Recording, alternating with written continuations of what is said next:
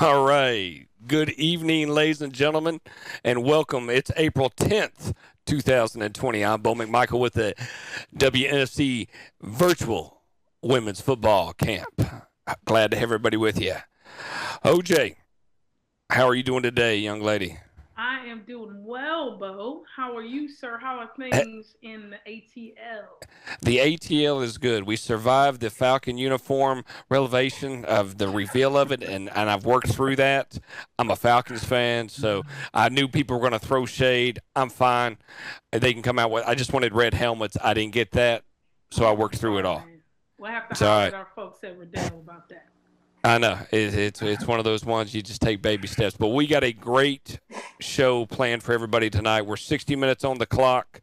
I'm going to hand it over to OJ. Let her introduce our young man from Utah to get things started. Have a great show. We'll see you at the end. Thank you so much, Bo. We appreciate you. Yeah, I am so excited for all the people. I see everybody joining in the camp today because they are excited about this hot young coach. And when I say hot, I mean hot in every way. No, but one of my favorite opponents, one of my favorite peers, Jasper Horn. I have a propensity to love defensive line coaches. As a running back girl, it's always an amount of respect that I have for a really good D line coach. And Jasper Horn is one of the best in the country. He is representing the great Utah Falcons tonight. Jasper has over a decade of coaching experience. He's coached positions from as offensive coordinator, defensive coordinator, as well as head coach. So he's had responsibility at all level of the games. He plays semi-pro at the all-star level. Been coaching 3 years, as I said, that great defensive line in Utah with the Utah Falcons. And he's also been responsible for two defensive lines in the Hall of Fame game. So Jasper Horn, welcome to the WNFC Virtual Women's Tackle Football Camp. What's happening, man? Not much. I appreciate it, OJ. I'm excited to get some stuff going on and out here surviving in Utah after our earthquake and everything else, just trying to kick along out here. Yeah, I hope everybody's safe and healthy, your family doing okay, and all the people that you're connected to are healthy and safe. And in honor of you, Jasper, because Jasper is a real man, and I pulled out my pineapple juice for you, just for you, so that we can really hang out tonight. uh, So, without further ado, can you just give us a quick overview of what you plan to get out of tonight?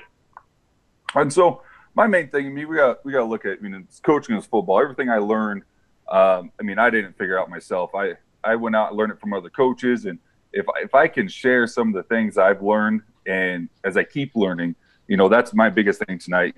We're all here to make women's football take it to the next stage, and it starts with good coaching and getting that information out and shared with these girls and get them to play at the highest level as possible. That's right. Well, we're excited about it. I'm not going to take up too much of your time because I know a lot of people are waiting to ask you questions and hear from you. Your pre-video did really well. So let's go ahead and jump into camp. All right. Well, ladies, the first thing I want to start out with is anything when you start out as the basics and stance. I went over that in the video bit. It's huge. Stance is a D line. If you don't have a solid stance to start out with, you've already lost the battle, especially when you're playing against great O lines that we've seen in the past. So we always talk about, with your feet, armpits to shoulders, to your, I always put my dominant hand foot back a little bit to give you that little stance. And 50% of your weight. You got to think as a D line, you're going forward. You're not going left to right. You're not trying to, as an O lineman, trying to pull. So by being able to set your more weight forward is going to cause you to fire out lower and not stand straight up. That's the worst thing for a D line. If you ever see it stand straight up, you get a big old lineman underneath you and to drive you straight back. So we want to make sure our weight's all the way forward, as far as or about 50% of that. That gives us an advantage. I showed in the video a little bit. If you have your weight kicked back, the first movement is going to stand straight up. Whenever you have that 50% of the weight forward, the first movement is forcing you to go forward and give you that advantage over the O line. Does that kind of make sense for everybody on that? That does make sense, Coach. Perfect. So the stance, I'm going to kind of go with that. The other thing about stance is, I learned something great from Mark Ring, and it was kind of adjustment for me. And as every coach, you got to cut them a break. We go from coaching boys and men, and we go into women's field, and we're learning at the same time. And one thing I learned from Mark Ring was watch some of his videos is, how their stances, their bodies are different. So naturally, we have our toes always pointed forward. Well, it doesn't work that way all the time. Sometimes their toes are going to point out a little bit wider just by how your body's designed. So it's took me a lot to realize, be comfortable in your stance. Understand it's not going to be, exactly like everybody else is. So being comfortable is going to be key in that too. You want to make sure. Now there's a difference. I mean, I always say if you're uncomfortable, you're getting better. So don't use that as an excuse not to get in a good stance because you don't think it's comfortable. But get used to a stance that's comfortable for you and forcing yourself to get into good habits and a good stance. And Coach, let me ask you about that, because we have a couple of players, really great players that I've seen around the league that are pigeon-toed, right? That have feet that really point in and really pronounce kind of a knee bend. Is there something in particular that you tell them when you start talking stance around training camp to people who have that naturally, they call it knock knee in the South, where their knees come together and their toes come together? Is there something in particular that you tell them when we start talking about stance? So it's funny you bring that up, because usually what I get is the toes out. I don't get many of the toes in. I get that more in the boys and stuff, things like that. So a lot of times what I'll do is I'll put them on a line, like a football field, put a line out there and help get them to realize when you have lines and stuff to go with, you kind of realize if your toes are pointed in, you're pointed out, and naturally. And some people, they toes point naturally in, and if we can't force that back out to a point, I'm going to try to find a position by widening their splits or narrowing it to get them in a comfortable position. Because a lot of times it's your feet are too far apart or too narrow, so you can't get in that natural setting for you. What I noticed is that natural setting for your toes to set up straight for you. So a lot of times it's how wide and narrow your feet are is what I've noticed. Perfect. Thanks, Coach. Yeah. So the next thing I want to go over, we talk about get-offs, and I got a couple clips here. I'll show you in just a little bit what I mean by that. So we always teach hands, hips, feet is always our first thing we teach. And the reason we always teach hands, because you always know if you're the first one to the punch, you're going to do better. If you can get into the offensive lineman before they get into you, it gives you that edge. It gives you that drive. So hands, hips, feet, that'll also keep you from standing straight up. The other thing I teach is with your hands should always be above your eyes. So when you have your hands above your eyes, it actually gives you an indication if you're standing too high up or not. And so we always want to make sure our hands are above our eyes so we have that leverage. The hips, that is the hardest thing to teach for me. Oh, excuse me about that. Sorry about that. Is the hips. Throwing your hips with you. You have a lot of power in your hips. And so I always say it's when you shoot your hands, you throw your hips up behind it and get that power from your core going up with that. Then the very last thing should be your feet coming. Your feet should start driving because your hands and hips have forced you to go forward. Remember, the worst thing that can happen is you fall forward, you get stumbled forward, but now you're a yard in the backfield. That's where we want to be. That's where I want my D-line to be. So if O-lineman just underlays you, you're a yard in the backfield. Now you collect yourself and read and react from there. So it doesn't do any harm it falling to be a yard in the backfield. Thumbs up is another key thing. You got a lot more power with your thumbs up and control. Whenever you're shooting your hands, you want full extension with your arms. I always see it all the time. People chicken wing it. They have their arms bent and they take advantage away of their long arms. And now you let your O-lineman get a hold and grab. We all know O-lineman hold. I'll tell Mark, Ring, Dilla, all of them. They hold. They teach them to hold. I know how that works. And so we want to make sure we can keep as much from holding as possible. So we're going to throw our arms fully extended and try to use those long arms as an advantage. Next thing is grab the cloth. I mean, as a D lineman, you're allowed to hold. So we're going to grab cloth. We want to always make sure we can grab the shoulder. We can grab some jersey, get a hold of them, get some leverage on them. And then, we talk about hand placement. That's going to change depending on if, you're bull rushing, if you're shooting a gap, depending, what you're doing. But I always teach, and we'll get into that a little bit later about half a man, and I'll teach kind of where to put those hands at that point. Next thing we always talk about is when you're getting it off and your hands, hips, feet go, next thing you know, you got to get your feet. If your feet stand still, you ain't driving. But the worst thing we see, we always call them the ogre steps. You got to take big steps. The longer you have that foot up in the air, the more time you're going to be off balance. I mean, common sense. You think you have a foot up, you get pushed, you're going to get knocked over. You have 2 feet, you have more stance. So I always say put them up, put them down, put them up, put them down. So your feet always say is like a piston. So you're driving your feet as fast as you can, quick 6-inch steps. So that way you're staying balanced. You're able to get that foot back down into the dirt and you're regaining your balance. Then we talked about a little bit later, play a yard in the backfield. We always want to play a yard. We don't want to play at the line of scrimmage. We don't want to get pushed back. If you get pushed back, you're giving away 3 yards. You don't want to run 3 yards upfield because there's too many good running backs out there that will run right past you if you run straight upfield. And the next thing Coach, yeah. We got a question here. Yeah, no problem. Mary Rowe, or is that Marie? I always say that Marie. Where are you aiming at on the body of the offensive lineman? You talked about half a man, so I don't know if you want to get into that later. But so let me do this. I'll get into that because that's my next section right there is a half a man. So I'll get into that. And like I said, that's going to depend on your scheme too. So I'll kind of go over what we kind of teach and a couple of other options, but I will get into that in just a few seconds here. Perfect. All right. And the next thing we always teach is get skinny. And that's another very hard thing to teach. Too many times people want to come in, and I fight with our girls all the time, with your shoulders parallel to their scrimmage. When you're trying to get through a gap, it's a lot easier to get your shoulders turned and get into the gap with your hips and your shoulders and get through them, re-parallel your shoulders to the line of scrimmage than it is trying to go parallel. You're going to get double teamed. You're going to get drive back. You're leaving a huge open target for the O-lineman. So real quick, I'm going to go over a couple of videos here.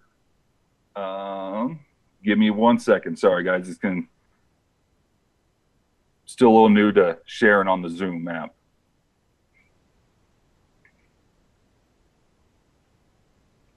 So the first one we're going to go into, oops.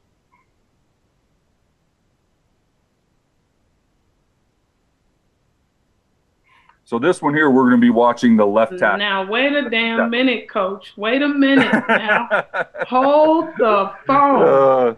I see what you're doing here. I'm just kidding. Hey, at the end of the day, you guys still won, right? So you got to give me some sort of satisfaction. I'll give you a hard time, Coach.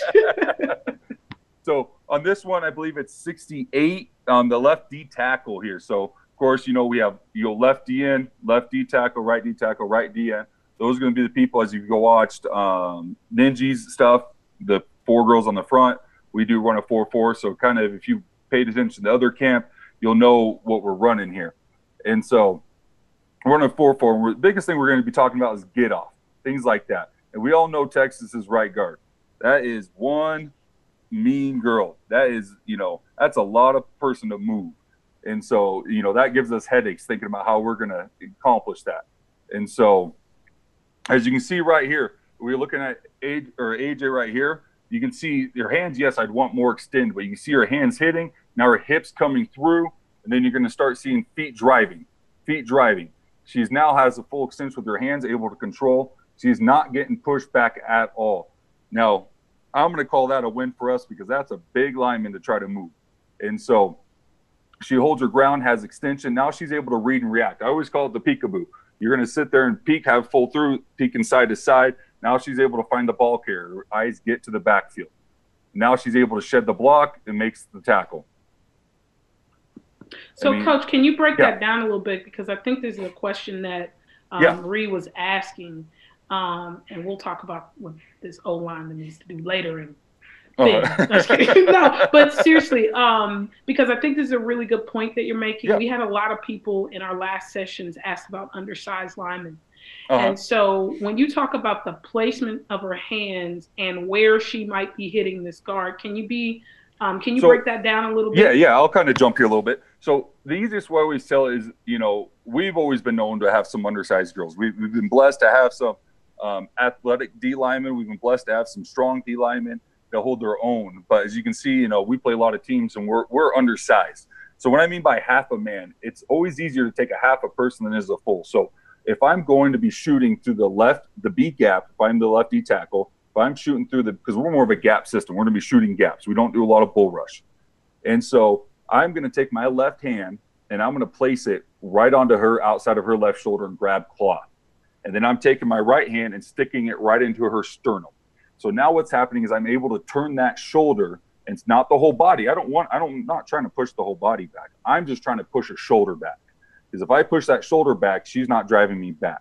So hand placements, remember the hands above your eyes, you're sitting down, left hand to the left shoulder or to their right shoulder, your right hand right into their sternum. Does that answer that question for you, OJ? Does that answer it? That does. Thank you, Coach. I wanted to just be very specific. Thanks so much. Yeah, no problem. And so as you can see, she has her there. And yeah, we can critique little things here. You look at helmet level, and she kind of doesn't get her hands fully extended, but you can see right there she recovers with the full extended hands. So at this point, she now has control, fully extended. You see she had the jersey on her with her left hand, and now she's able to read and react.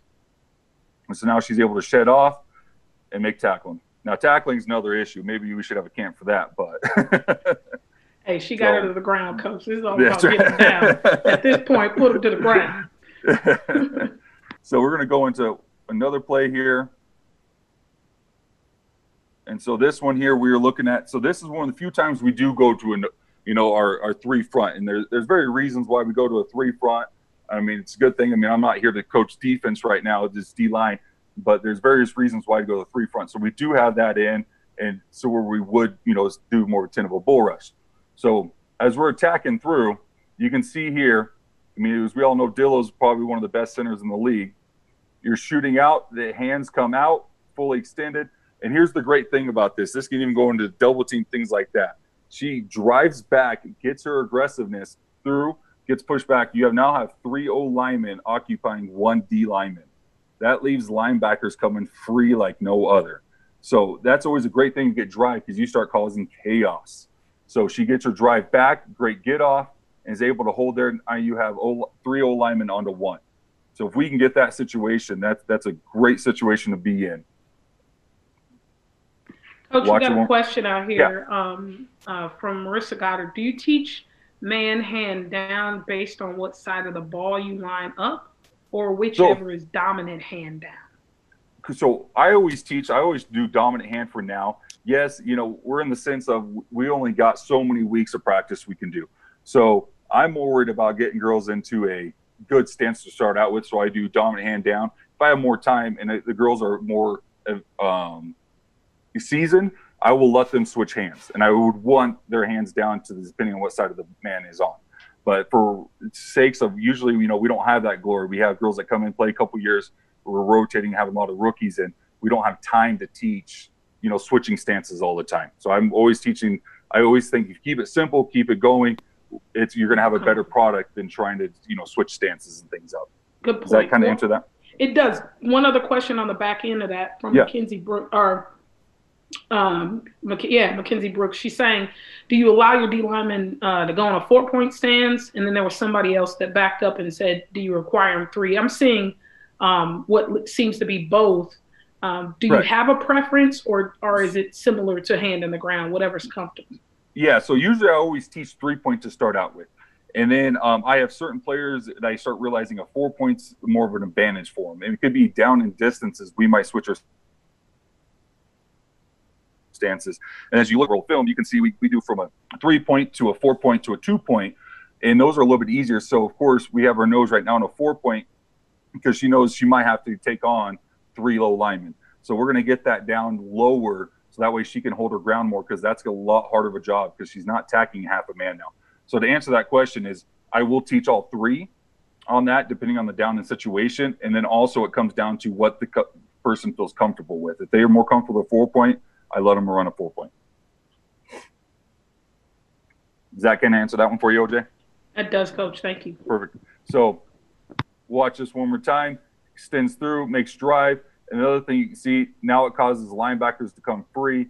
And I mean, when you look as a D lineman, your job's, and I'll go in this later too, is your job's not to make the tackle every time. And I always tell our D linemen, a lot of times you're not going to make a lot of tackles. If we can get double, triple teamed all day long, let our linebackers come free. That's a great situation to be in.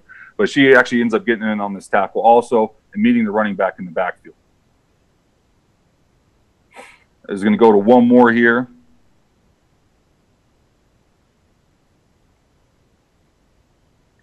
While you're going to that, Coach, Oscar Lopez is asking, is body type or preference for stance, right? So based on the body type and athleticism of the person, do you have a preference on stance? So if somebody is larger, shorter limbed, are you asking them to get in 3 versus a longer, right, or 4, right, versus a longer? So what's your preference on body type? So that's a great question. So I mean, a lot of it's the body type, it's the conditioning they're in, their strength they have. You know, if we have more of a top heavy person, they're going to have a hard time putting 50% of their weight on one hand.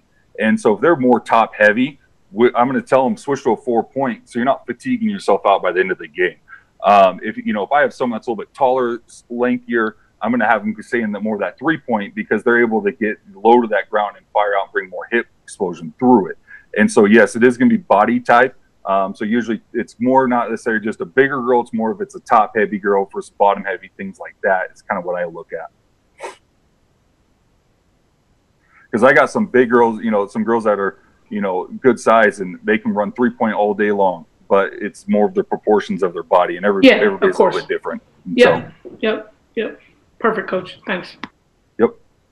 So we're going to watch one more here, then we'll go to the next section. So this, we're going to watch the right D tackle here. Oh, wait, that is the wrong play there.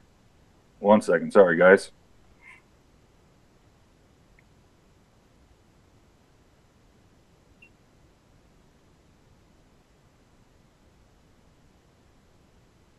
While you're getting your film together, Coach, I think Terry Lister had a question asking what schemes and play types are types of O linemen are the biggest pain in the ass to deal with.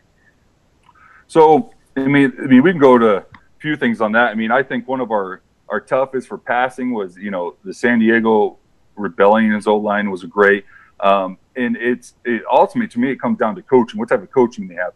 Because I've witnessed on some good size O line, but not throwing shade or anything, but if they don't have great coaching, it's not as much of a worry. But athletic linemen, I mean, of course, are going to be a bigger worry for me. Quick athletic linemen.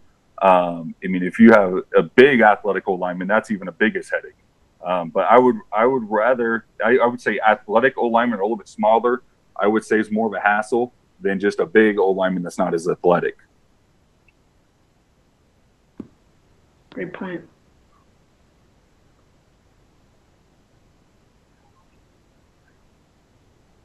Let me know when you got your film up, because you got a bunch of questions coming. Oh, do I? Mm-hmm. We're going to have to skip over that because I messed something up on that. So we'll go back to that, or we'll go to our next section here, because I don't want to take up all this time looking for a film that I can't find. So, no worries. All right. So do you want to go to the next section, or you got some film for me or questions? Well, the next section is about becoming a better two-gap lineman. And so I think some of that is body type, some of his scheme, some of his practicing. But can you just point a little bit or touch a little bit on how to become a better two-gap lineman if your body type allows it? Allows for it.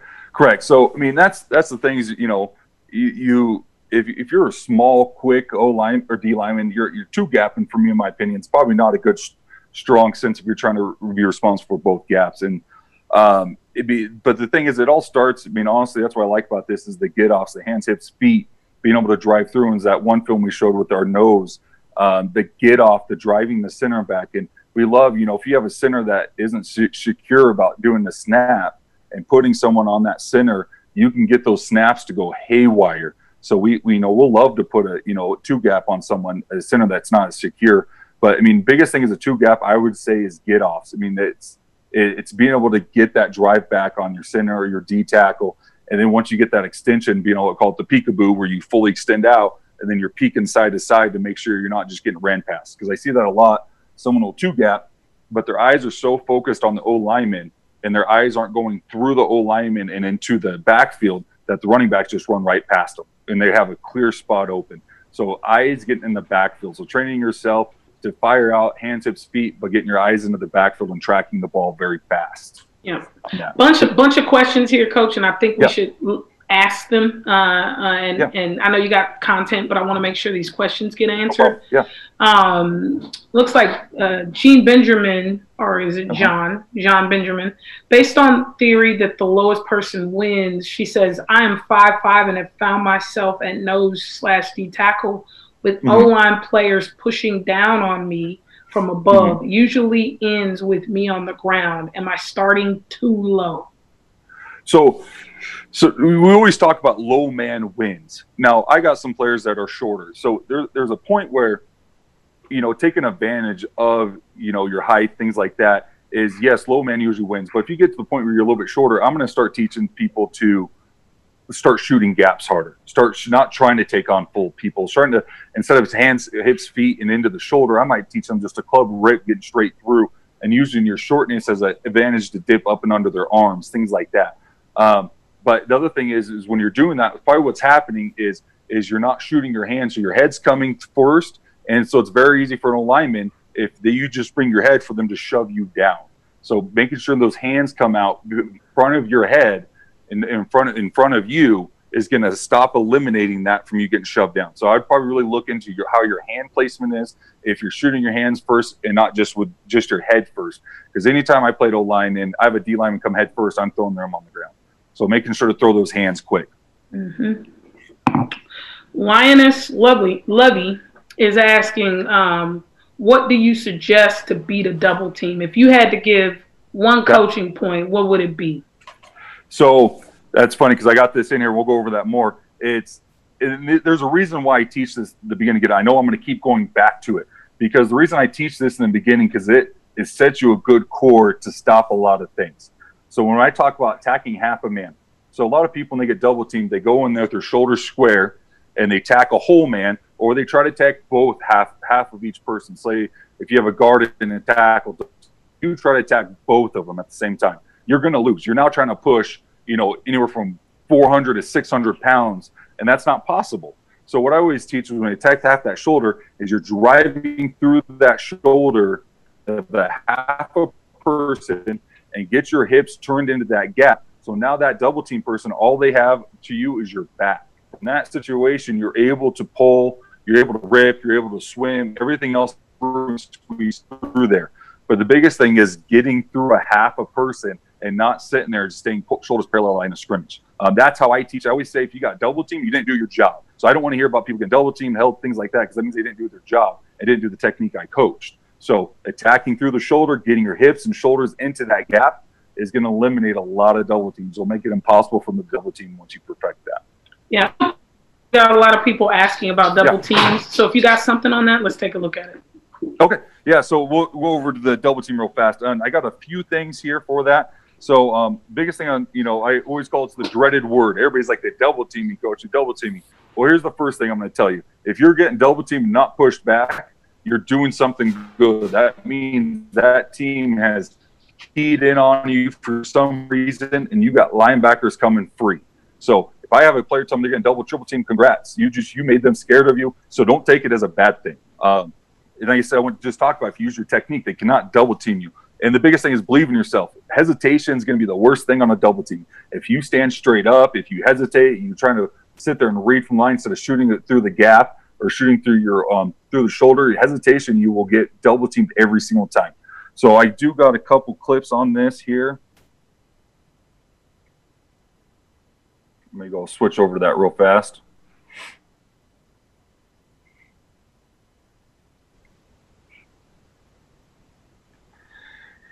So we're going to go into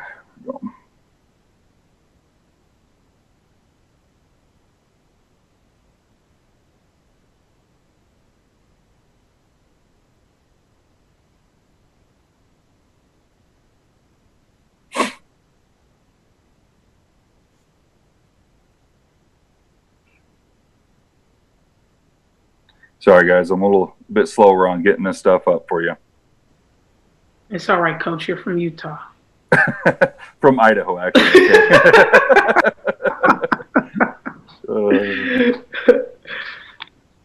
Now this is really good because there's a lot of players asking about getting double team. Yeah, and double team's the biggest thing we hear. But my biggest thing, I'm going to tell you, don't get drove back. If anytime you get drove back, I tell my girls, you better just fall on the ground because the worst thing you do is get drove back. So we're going to go in here. This is going to be our right. Don't worry, tackle. Coach. Some of them are lying. They don't get double teamed. They just tell their D-line coach that when they come to the sideline. What happened? I got double teamed, Coach. Well, I only saw one person. I tell you, great thing about film is film doesn't lie. Film don't lie. The eye in the sky, baby. So we're watching here. we can see our right D tackle. I'm sorry, it's a little farther out there, but our right D tackle is now attacking or coming in through a double team here. And you can see as she fires through, you have people. Now you have the whole lineman coming hesitant instead of the D line. The D line, if you come through hard, you're going to start getting the O lineman to kick back. You're going to start getting that O lineman to be like, oh crap, I don't like getting hit. And so now you're able to fight through this. And you can see she tacks through half a person. You got an O lineman now sitting here trailing, trying to chase, getting holding calls, things like that, coming through. Are you guys able to see this one okay, OJ? Or is it kind of hard to see this one? Can you zoom in on it at all? Is there an opportunity to zoom in on it? It's not zooming in for me on this here. Don't worry about it. So don't worry about it. I'll just kind of go through it slow-mo one more time. Then we'll go. I got a couple other ones here we can show too. Okay. But you can see as she comes through, she has two people. They get them kicking back and able to fight through. So let me go to this other one, see if I got a little bit better video of that one. While you're doing that, your friend Kase from Seattle jumped in. Oh man. And Kase. she said she wants to know specifically what to tell players in the box on how to defeat the triple option. She says asking for a friend. Asking for a friend, how to stop the triple option. Asking for a friend, she said. Asking for a friend. I don't think that was a real question, but I'm asking. So anyway. I think you should tell Kase this to ask you guys over in Texas. And,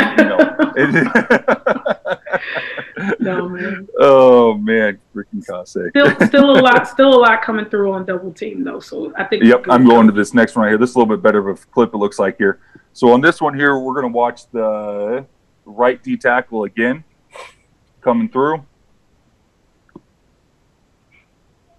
You can see you got two there. She's splitting. She's trying to take a half a person there. You can see she's trying to get through that gap. There's a gap that's going to be through there. She keeps fighting through. And here, this was more, sorry, I was showing this one more, is just not getting pushed back. So just the fact that she doesn't push back. She's taking a half a person trying to. She holds her ground. It causes a giant mess. Because anytime they're double teaming, more than 90, I mean, if team's double teaming, they're running the other way. That doesn't seem very intelligent. They're double teaming, they're coming right at you. And so hold your ground. I mean, hold your ground. And that's what I wanted to show on this one. You're not always going to be able to get screwed through. But the fact that she holds her ground, she actually gets pushed back. And now it causes a giant wall just sitting there. Can you talk a little bit about how she holds her ground, Coach? You hear hip sink, you hear butt drop, you hear sit on the toilet, all those things that a lot of defensive line and offensive line coaches tell you when you engage. Yeah. What are your teaching points there? Oh, man, it starts right from the beginning. The hands, hips, feet. I mean, it really does. So whenever she does that, she's going to sink. So you can see here she's shooting through. She's getting lower. Helmet lower levels are already lower. You can see that her hips at this point, you can actually see her hips sitting down. She's anchored in, driving her feet now. You can kind of see her hips sitting right here, sticking out right now. She's sat down. Now, this is one of our girls, Kaylee. I mean, she is strong in the legs. She has very strong legs.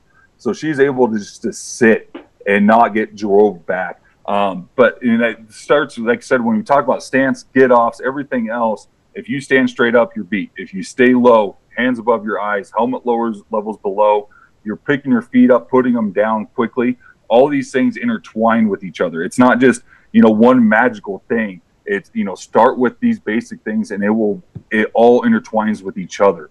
There's not just like a magical, hey, with the double team, just do this and you're going to cure it. That's not how it works. It's a lot of hard work of teaching this technique and getting it down. And it took Kaylee here 2 years to get this down for her. So, does that kind of answer that, OJ? I mean, it does, and we got a question from T24 Spicer. I wonder if that person is number 24. So, what are you teaching D-line? And I think this is a really good question. What are you teaching a D-line person, particularly as you get to the later stages of your season, when you just don't see big offensive linemen, you see big athletic offensive linemen who can move their hands and move their feet as well. When both players are doing hand, hips, feet, what's the priority? Like, what comes first? If your hand shoots before her hands, is that what's a win? If both players are doing that, what should you be focused on first in order to win? I got you. Or does it all go together? It goes together, but no, I get exactly, because it's like when we played the Surge. Ring does a great job with this O line. And I remember just trying to do a pass rush on them, and it was miserable because their hands were so fast. They were just as fast as ours, if not better. So, I mean, that turns into a little bit more in-depth stuff. I mean, at that point, I might teach, if I'm a DN, hesitate your hands for a second. Still throw your hips, but hesitate your hands. Let them shoot their hands and then throw them down, throw them off balance. These are other little tricks you can use. I'm going to try to put as many tools in, a girl's pot or in their toolbox as much as possible. And so by maybe holding your hands up just a second to knock them down. But I always teach beginning, if we can, get your hands on them first. If you get your hands on them first, you're going to usually win. But if you have someone with quick hands, you're going to have to change it up a little bit. You're going to have to throw those hands down. You're going to have to go from this is just the starting out stuff, but going into a straight just club swim, club rip, different moves like that, how to get those hands down quickly. And then once you start shooting those or throwing those hands off, that's when it's going to turn into those players will start hesitating their hands. Now you get that advantage. I mean, it's a chess game is what it is.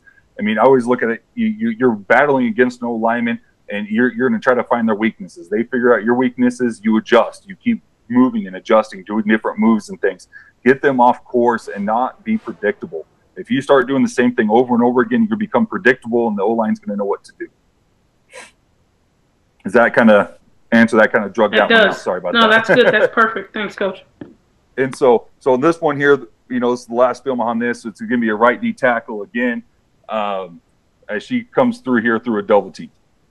So this is one of the things you'll start to see is with this here, you can see she's fighting through the half a double team. You have a center trying to come through. She takes the half a person of the guard. So she fires through, takes the guard. Now the center, yes, I would want her hips more into the gap. But you can see where she's just pushing through and getting penetration through half a person of the guard there, that the center is not able to get a good leverage onto her because she's trying to fly up to second level too quick. So you can see she holds her ground, tacks half a person through a guard, now is able to come in and get in with this tackle. By not getting that pushback, by taking a half a person. And it's not perfect, but the fact is nothing's ever going to be perfect. But the fact that she just has that half a person, you see her right hand into there, trying to take the half a person, trying to get the center off of her. You can see she's not getting drove back now. So it's eliminating their double team. And now at the same time as that is you're letting, you can see, that's why I always say getting double teams is not a bad thing. You can see the center is now not able because they don't get the drive to get to our middle linebacker. Our middle linebacker is able to fly up free now and cause this forced fumble. So getting double team isn't always bad. She takes the double team. Now you have our middle linebacker coming in free. All right. Is there any other questions on double team and stuff? Or I know we can go over double team all day. No, Coach, that was it. I think a couple of the other few questions have come in. Melissa Donahue asked about going up against a larger offensive lineman. I think you touched on that a little bit earlier. Uh-huh. So we'll let Melissa go ahead and watch the film from earlier because I think you gave some really good pointers on it. Oscar's asking about some of the things that you teach mentally. I know you touched on it a little bit about the winning attitude and about, I know yesterday or 2 days ago, the old lineman talked about having short memories and those kind of things. Mm-hmm. But maybe take some time as you're transitioning to this next section and talk about what you teach them to do with their minds, not just their bodies. So, that's always a tough one because as I've come into coaching and I still consider myself a young coach compared to people. I coach with Rick, Jody here at the Falcons. I coached Ring, those type of coaches, things like that. But as what I've kind of learned is each player is a little bit different. I can't go to all 5 of my players and get mentally ready for them all the same. It's going to be a little bit different for each person, and it's kind of the feel of what that game's going to hold. Who are we playing? Are we playing a game that we know we should win? How are we going to get into that mindset of staying motivated? And of course, same thing over for a team, we're going to have a battle with. But I'm always trying to preach to my girls to be, the best, damn nastiest D-line in the country. I want to make sure they know we are the best D-line. We've had a lot of great players, Hana, China, those type of players that, have moved on. Shannon, there's countless. And I always try to tell them, we're not rebuilding, we're reloading. And I tell them right from the get-go is, I don't care who it is, someone's going to be the, next all-star D-line for the Falcons. Who's going to be? who's going to be the next one up? And I kind of challenge them to that since right from the get-go is, who's going to step up and replace, reload and not just rebuild. And it's I just want that mean, nasty, and we go into 10 games. I mean, that's, everybody I feel like does that too. I mean, it's forget a play. If you make a bad play, I mean, if you dwell on, it's like life. If you dwell on it all the time, because you make one mistake, you're not going to get any better. You got to be able to move on from that and, go to the next play, go to the next series in life. So, I mean, football and life intertwines a lot. So I kind of incorporate both of those things. Absolutely. Great point, Coach. And so the next one I'm just going to go right into this video because it's going to be a good one. It's going to be that half a man stuff we're talking about and this is going to be more kind of like a toss thing, and things like that. So we always teach half a man, then we teach fight pressure with pressure. And so usually I always tell them, if it's easy, it's 90% of the time it's going to be wrong. If you're going out here and you fly through the line and it's really easy, there's a lot of times O-line will just let you go, and usually if they're just letting you go, it's the wrong thing to do. So we always teach, fight pressure with pressure. If you're shooting a, left gap and they're pushing you that way, you probably should be pushing back because that's where the play is going. Good old linemen are going to tell you where the play is going. They're going to sit here. So you always fighting pressure with pressure. Don't just take the easy route because you're just being lazy and taking yourself out of the play. So as we go into this, so this is going to be kind of like a toss situation here. So Kaylee, great again, was one of our great. Tella's one of our great people put on the end to cover toss. So as you can see, the first step. Oh shoot, I totally forgot this. So one of the things I teach right from the beginning is I don't teach my D lineman to watch the football. I teach them to watch the knee of the offensive lineman. And so I should have hit this earlier. Sorry about that. And the reason why I teach watch the knee is the knee is always going to tell you which way they're going. So it's going to tell you, give you hints. Hey, their first steps here, this is where the play is going. So we always tell them watch the knee because it's really hard to sit there, tell a person to watch the football and then turn around as the ball snaps, turn around and try to find out what the first step is and turn around and do all your other movements. So by watching the knee, you already know what their first step is and what they're doing right away. And so as you can see here, first step comes out, we instantly know it's probably trying to go outside as, for a DN. So that DN knows I need to start getting over the top. I need to start getting there because this is where they're trying to take me. So watch that DN. You can see now she's trying to do a half a man now. So she has her shoulder on the outside. Now she doesn't quite finish it, but you can see now as you watch her side shuffle, her feet, they're quick steps, and she's shuffling out, holding that shoulder so she can't hook you. We want to make sure this isn't a job for the DN to make this tackle necessarily, but it is her job to run this ball, run this out to make it miserable for the running back because the running back's reading off of that tackles, but which way to go. So we want to make sure we make it a very hard job for that running back to hesitate and give time for our linebackers and stuff to fly up. And so you can see she runs this out. This one is a screen, and if she would have just finished, she's right there into the play. But she takes the inside route, which leaves it open. But I just want to kind of give you a hint of this. This is what we're talking about. Fight pressure with pressure. She feels the pressure. She fights. She fights. Fighting over the top. Don't let her there. That's a good play call right there, Coach. That looks like some good play call. Well, we're just gonna stop watching that play there now. No, but that's a really good point, Coach. I think a lot of times when you try to teach that you see even really good defensive linemen not finish the play.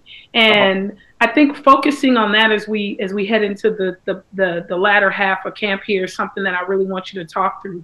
When you talk about finishing the plays and as you're grading your defensive linemen, what does finish mean for you, right? Like you're not always going to make the play. You're not always going to make a tackle. Right. But what does finish mean to you in your system when you're teaching?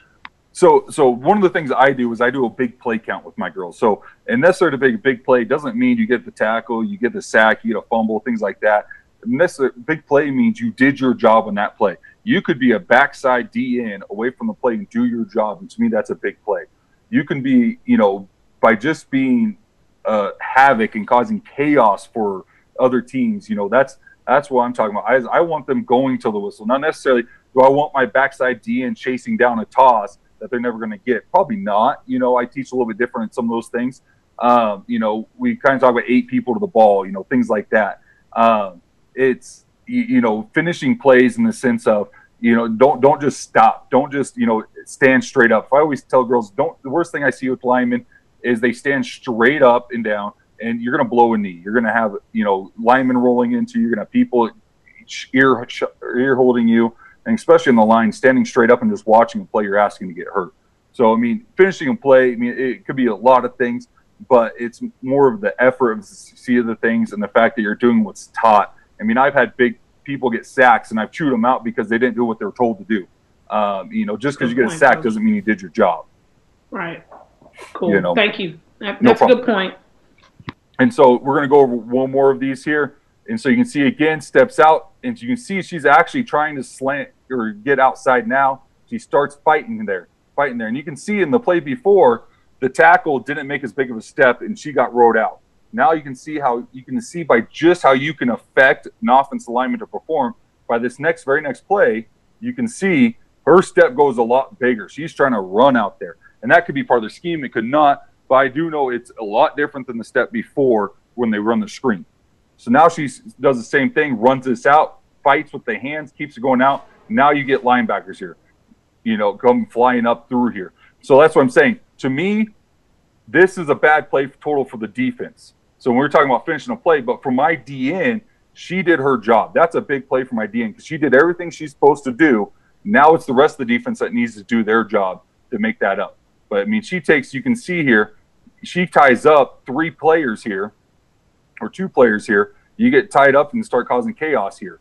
And so that's to me, when I talk about finishing, that's finishing to me as a DN. She did her job. That's a great job from her.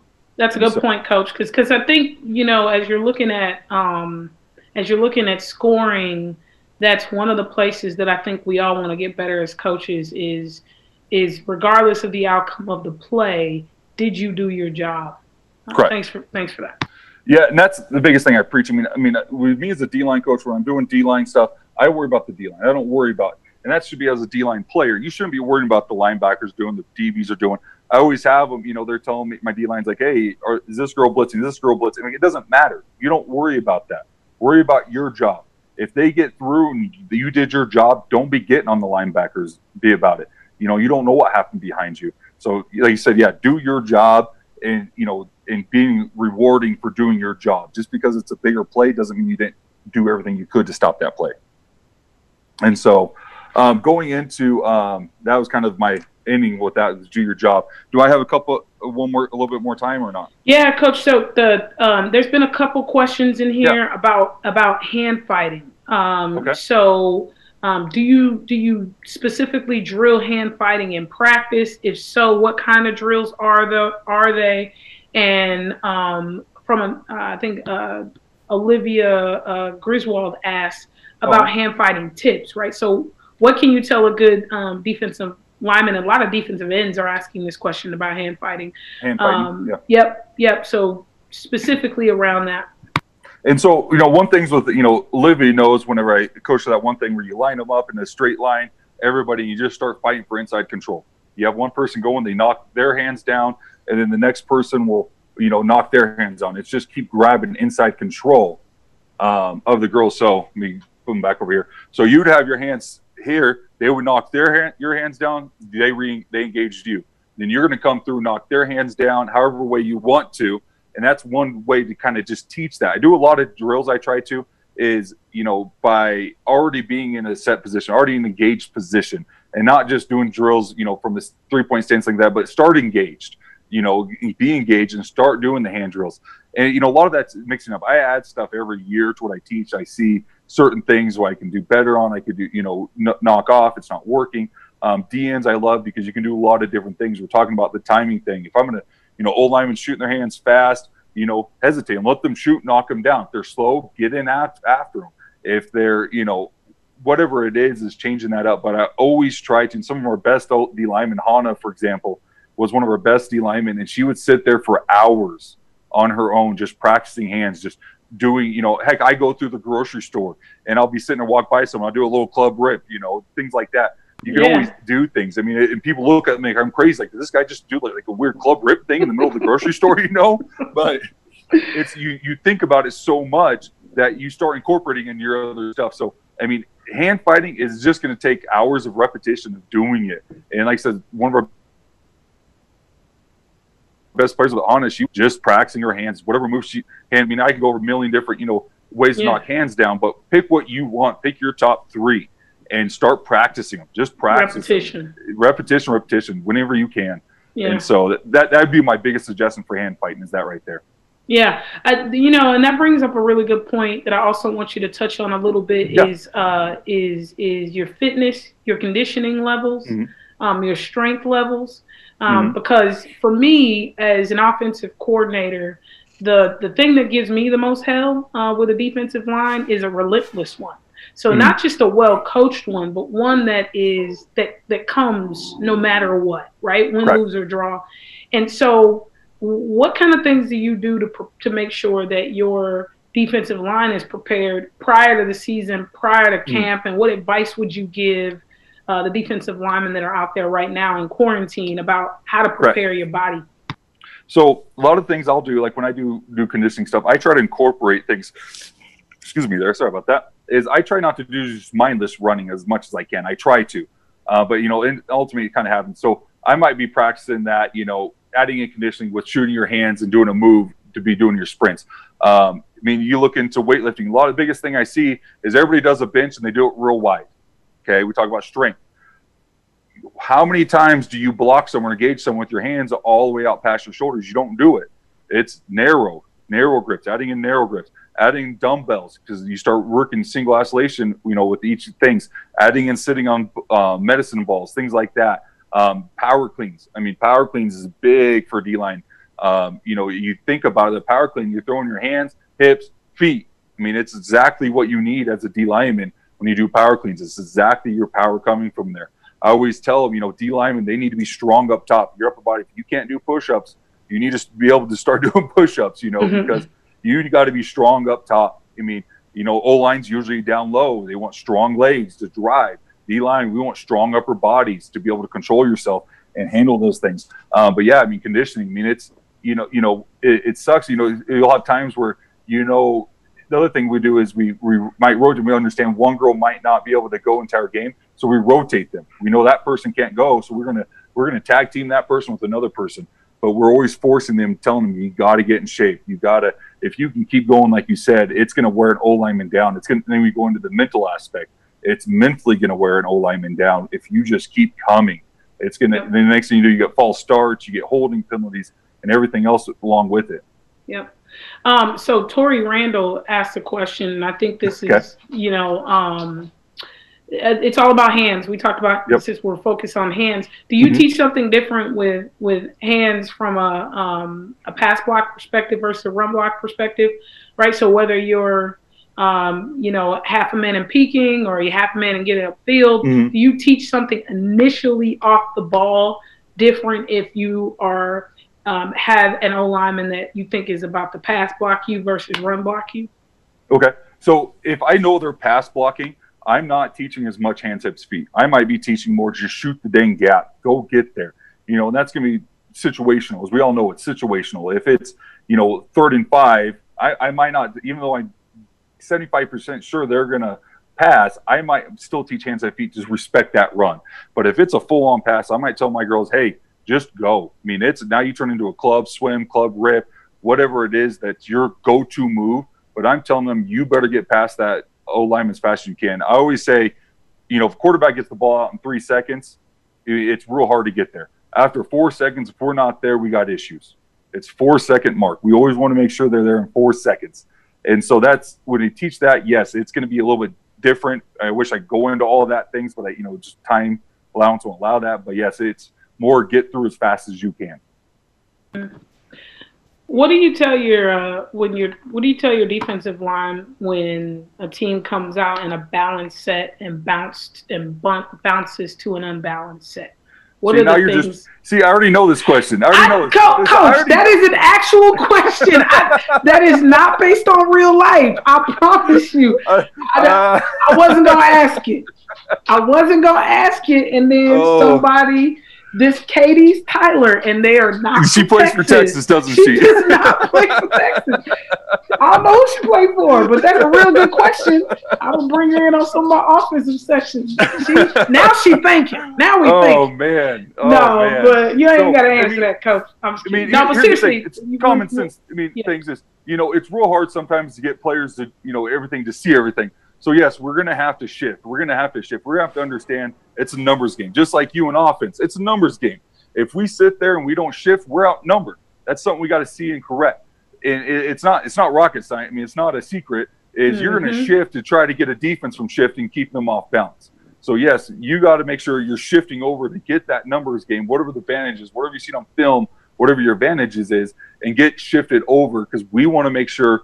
Teams. I'm a huge Boise State fan. They live off that stuff. They live off shifting, getting numbers and stuff. All the offense is trying to do is get you out and prepared and get you out of balance and get an extra person. I do that same stuff when I coach football, with the offense and stuff when I'm OC, my 8th graders. So we haven't talked about communication at all, Coach, really much. So maybe that's something we can end on, right? Because that's a huge part of communication. A lot of communication is happening behind the defensive line. But what things are you asking them to be responsible for in terms of talking? So in terms of talking if it's a heavy set. So let's say you have, everybody always call it, if I have a DN sitting here looking, and they usually got this 300-pound lady in front of her, and all of a sudden you got a 100-pound person in front of you, it's probably heavy set on the other side. That receiver is not an old lineman. So in the sense of things like that, I want them calling that stuff out. And I'm not talking about a tight end. I'm talking about a receiver comes down. And so when they see things like that, I want to make sure they're able to call that stuff. If they see it's just like you guys do with the crack, you have a receiver in tight. I want to make sure my DN knows they're calling out, hey, watch crack for them and the outside linebacker. If you have a receiver in tight, every offense has that play in their playbook to crack the receiver down. That's 101. If you're gonna have a receiver tight, you better have that play in. And so I request them to call for those things. The rest of it's going to be more of a linebacker thing, because it's real hard for a D lineman once their hands in the dirt to see things. But they better notice if there's a tight end in front of them, if it's a receiver in front of them, a tackle or guard, who is in front of them. That's what I ask them to notice. So, Coach, who's your favorite NFL D lineman to watch? Oh man, it's going to be. Shoot, now I just brain farted. It's the Texans. J.J. Watt. J.J. Watt. I love J.J. Watt. Love J.J. Watt. Yep. All right. And, we go to, it has nothing to do with it, but, go to the Cowboys, to Marcus Lawrence, from Boise State. That's another. Hey, D. Lawrence is a dog. Yeah, no, D. Lawrence is a dog. Out there. So we have some, I think there's a lot of questions about smaller D linemen, right? We had the question about the 5'5" D lineman, the question about the 5'4" D lineman. Can you touch that point that you made about hands versus head again? Because it's one of the things that we take advantage of the most as an offensive coordinator. If I see D linemen leading with their heads, we're going to run at them all day. Right. Can you talk a little bit about that point that you made earlier? Because I think some folks that just came in need to hear. Yeah. So, usually when you're a shorter, it's not even just being a shorter person. This is just, it doesn't matter the height. If you're leading with your head, and if you're shorter, it's going to exaggerate it. It's going to be easier, more noticed. Leading with your head and not your hands. What's going to happen is the old lineman's going to take you and just throw you down, belly flop on you, lay on you, do whatever else. The other downside about that leading with your head is if you're leading with your head 90% of the time, that means your eyes are to the dirt. You can't see what's going on behind you. By leading with your arms, you're able to react to that, and they're not able to throw you down. They're able to throw your hands down, but they're not able to throw you down. And that's when we go back into hands fighting, like Griswold asked, things like that. Throw your hands down, getting re-engaged. But if you're leading with your head, it's first of all, it's dangerous. It's not safe. You're asking for concussions. You're going to end up like me with 10, 15 concussions in your lifetime and a little slow at times. Coach. It's all good.